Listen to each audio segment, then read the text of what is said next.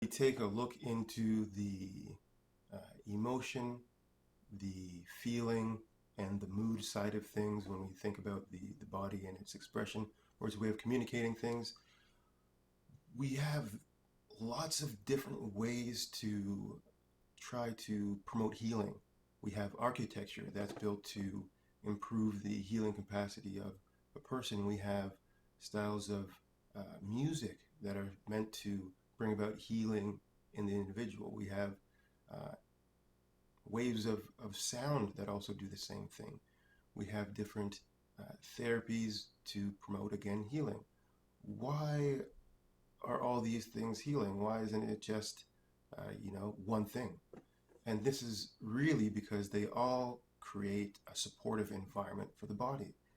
And when we create a supportive environment, then the body has what it needs to grow, to heal, to move forward, to get unstuck, to strive for its best, to um, persevere.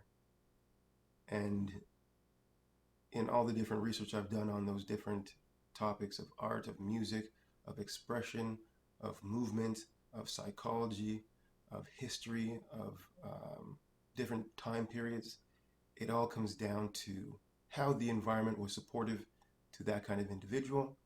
And when the environment is not supportive, then we have this huge challenge. This huge challenge will generally create some kind of pressure, and there will be people that decide to adapt and gain a skill of survival, or there'll be people that will fall into the despair of the moment. And this creates another thing. Now, I just mentioned this to show you the importance of how the environment needs to be supportive. And if we can just offer an environment that supports a certain challenge at a certain time, and not in the way of taking away the obstacle, but a way of showing the person that they have the skill to overcome the challenge. This is similar to, building an exercise program, the different pieces, a plan, if you will, so that a person can, at the end, achieve a push-up. There are smaller pieces to that bigger challenge, and when you break them down, you show people the skills that they're going to need to take on this challenge.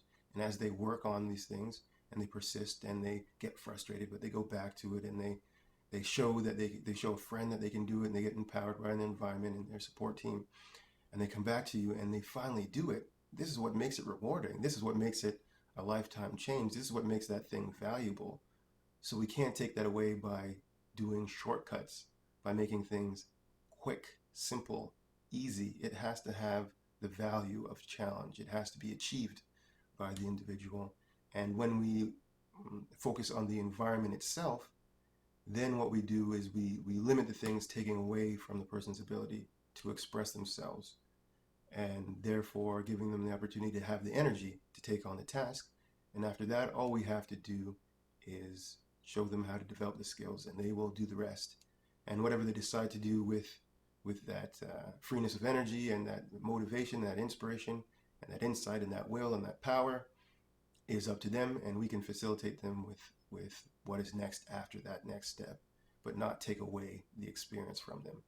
And this is why fitness in the whole is best understood as an experience, the right side of the brain, as opposed to a logical step-by-step model, which lacks the value of the experience. So this is very important to understand when we're thinking about restoring health to an individual and making them more or better practitioners of self-care, I should say.